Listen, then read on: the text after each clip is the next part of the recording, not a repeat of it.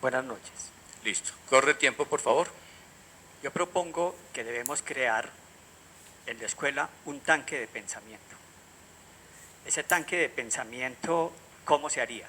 Debemos invitar a la comunidad internacional de instituciones técnicas y tecnológicas de prestigio de Estados Unidos, Centroamérica, Europa, Asia y Latinoamérica. Invitar a los diferentes sectores políticos del país con representación en el Congreso de la República, a los diferentes gremios del país. ¿Qué es un tanque de pensamiento? Un tanque de pensamiento es un grupo de personas, académicos, políticos, empresarios, que se dedican a reflexionar. Eso nos debe permitir un reconocimiento internacional. Ese sería un primer paso que propongo. El segundo, fortalecer para el reconocimiento la investigación en la escuela, y para fortalecer la investigación necesitamos ampliar la nómina de profesores de tiempo completo, de medio tiempo, para tener docentes dedicados a la investigación y disminuir el número de profesores que tenemos de cátedra. Esto es algo indispensable. Esos profesores de tiempo completo y de medio tiempo deben ser los profesores de cátedra de mayor tradición en la escuela, porque tenemos que fortalecer nuestros grupos de investigación. O sea, nuestro reconocimiento debe ser a partir de los activos de conocimiento más importantes que tiene la escuela, que es el saber, la experiencia y el conocimiento de los profesores que han venido trabajando durante muchos años aquí en la escuela. Este es el principal activo, y desde allí es que nosotros tenemos que lograr ese amplio reconocimiento. Gracias. Con relación a la deserción y a la falta de retenencia de los estudiantes, las investigaciones que han hecho en Colombia muestran que hay dos factores fundamentales, que son los financieros, son uno de los motivos para que los estudiantes no continúen sus estudios, y el segundo es el académico. Modelos pedagógicos autoritarios y verticalistas que no reconocen lo que es los estilos de aprendizaje, los ritmos de aprendizaje de los estudiantes. Hay que hacer una profunda reforma y hay que acabar. Gracias.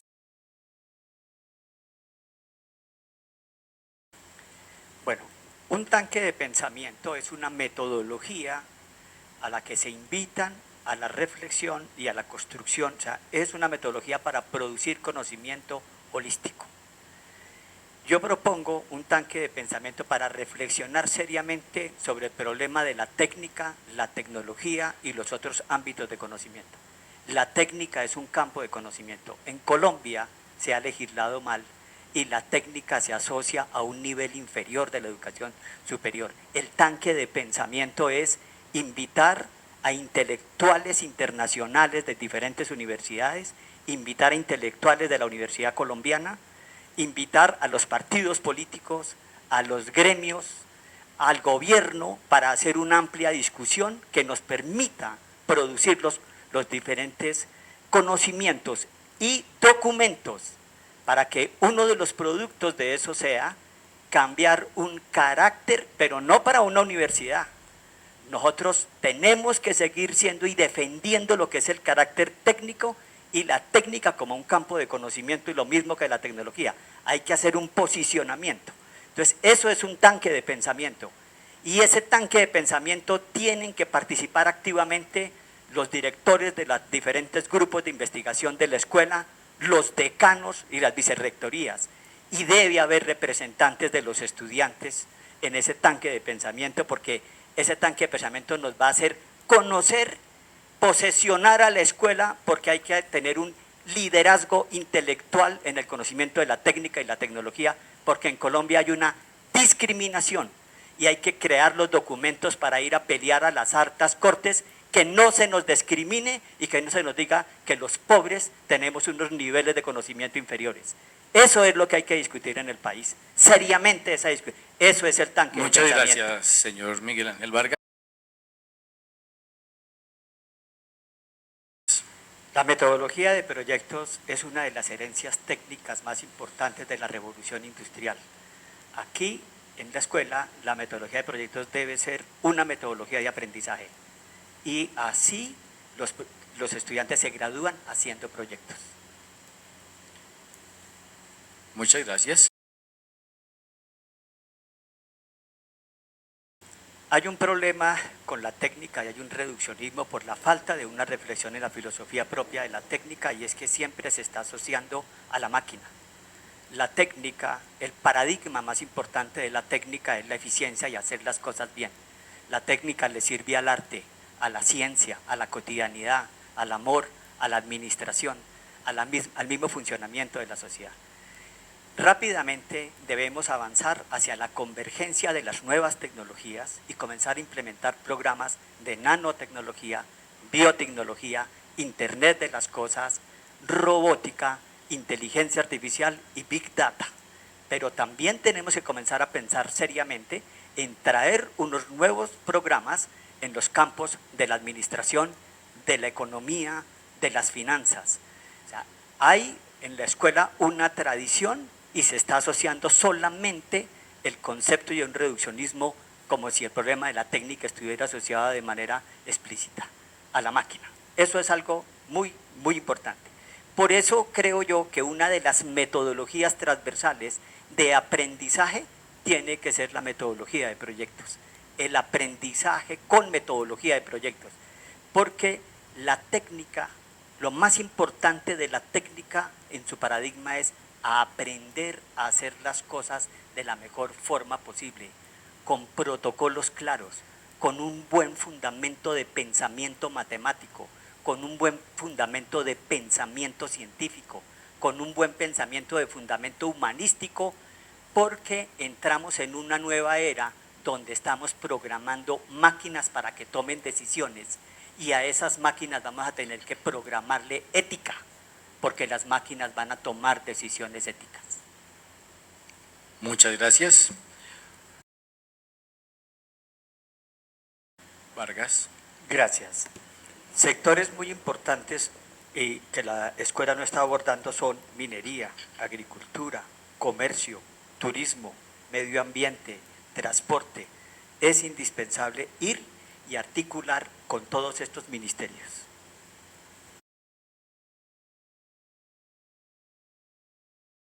La base, la producción académica, intelectual y pedagógica de una institución de educación superior está en los profesores que lo conforman. O sea, la comunidad académica de profesores hacen la tradición de una institución de educación superior. Si se desea un cambio de carácter, hay que crear 3 comunidades académicas. Eso no es mágico. Y crear 3 comunidades académicas. Desde 1904 se está construyendo aquí una comunidad académica de técnicos y tecnólogos. Aquí no hay facultad de humanidades, aquí no hay una facultad de educación, porque ahí es donde están las dificultades. Yo realmente creo que lo que hay es que profundizar al máximo el carácter que tiene esta institución, y a partir de lo que propongo del tanque de pensamiento, crear los documentos con el fundamento jurídico para gestionar ante el Senado de la República una ley que permita que se tenga el mismo nivel, romper el techo fiscal, el mismo estatus de una universidad y ser más bien un politécnico. Debemos ir, esto tiene 2 campos de conocimiento muy importantes como institución con una tradición, y la base son sus profesores. Aquí hay una comunidad académica de profesores muy importante, investigadores, vinculados a las diferentes industrias. Eso es lo que hay que fortalecer. El politécnico es diferentes campos, no solamente el reduccionismo con la máquina. Y yo actualmente estoy revisando 5 proyectos de ley, porque por mi carácter de investigador asesoro proyectos en el Senado de la República y veo que es una vía a la que se puede llegar construyendo un documento. Muchas gracias, señor. La reforma que se hizo en Colombia busca ahora que para poder ser universidad primero hay que hacer una acreditación institucional. Esa es la vía. Lo segundo es el Consejo Nacional de Acreditación quien da ese carácter, no el Ministerio de Educación Nacional. A él no le corresponde. El Ministerio de Educación Nacional cumple otras funciones y es trazar la política de la educativa colombiana. Eso es el Consejo Nacional de Acreditación. Eso es algo muy, muy importante de tener claro acá. Muchas gracias. Gracias, tiene la palabra. Yo me inclino a que no hay que invertir toda esa cantidad de dinero en un reforzamiento estructural. Lo que debemos pensar es en un nuevo campus, y con el producto de la venta de estas instalaciones y lo que se va a gastar acá podemos tener unas excelentes instalaciones y mejorar de una manera amplia, con confort, con campos deportivos, dándole una atención muy general. Realmente es un error ir a gastar semejante.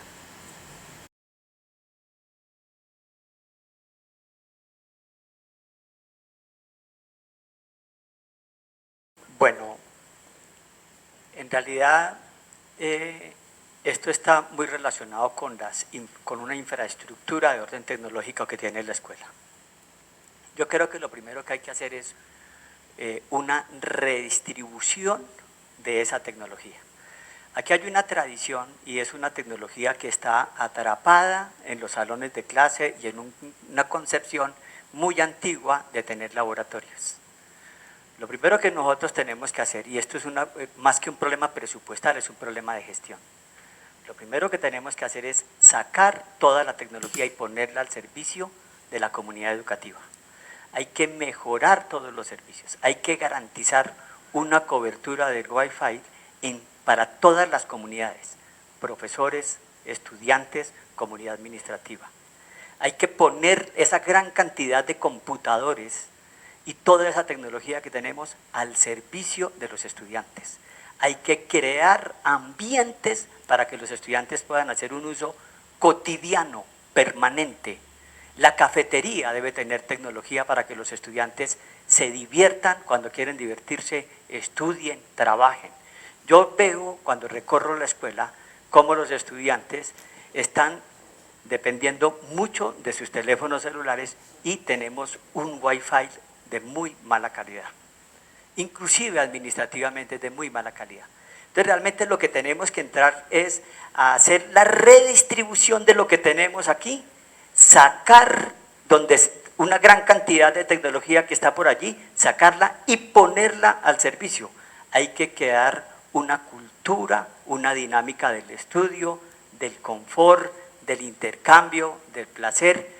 La biblioteca debe tener una mejor infraestructura. Mi logro investigativo más importante es haber diseñado múltiples modelos educativos para la virtualidad y crear programas para la virtualidad en los que se han formado en el Ministerio de Educación Nacional y en una gran cantidad de instituciones educativas en el país. Esos modelos de educación virtual han capacitado a más de 350.000 profesores del Ministerio de Educación Nacional y ahora a más de 35.000 profesores de la Secretaría de Educación del Distrito.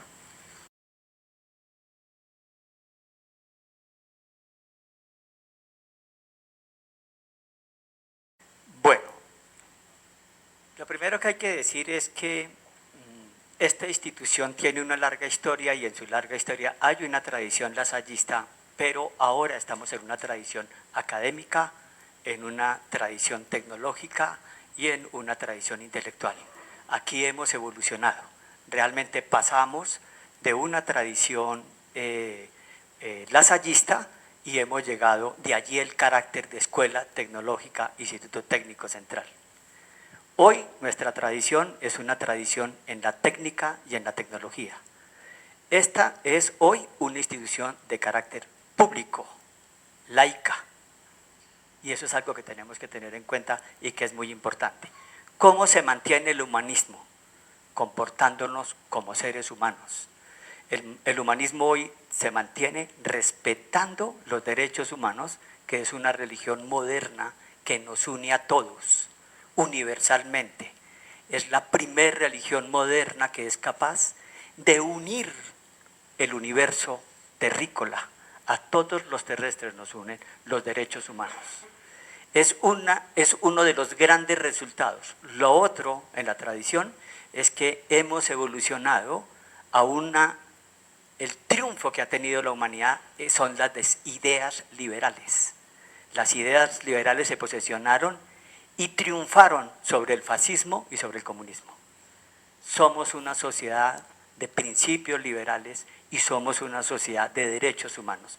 Y eso es lo que tenemos que respetar aquí en la escuela, los derechos humanos, los derechos fundamentales.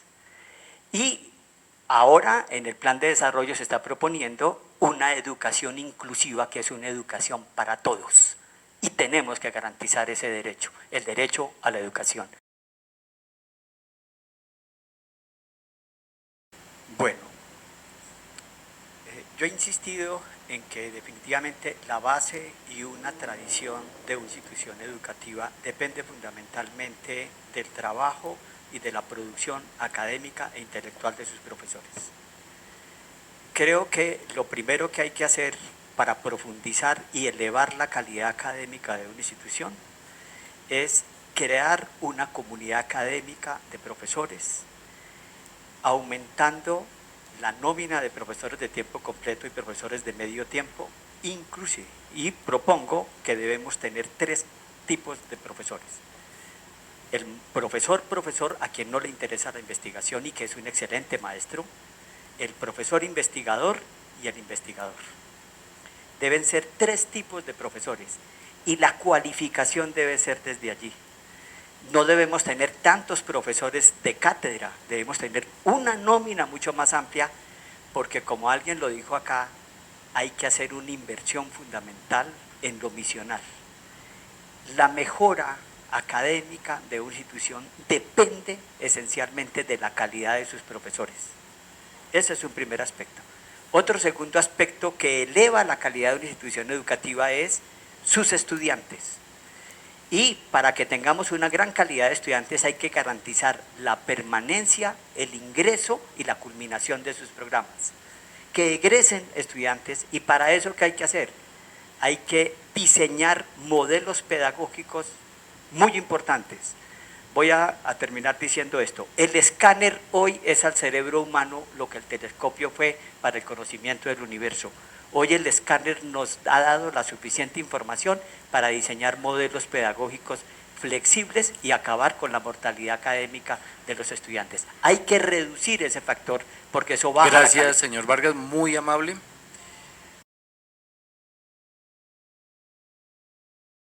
Vargas. Buenas noches y muchas gracias a todos por la atención.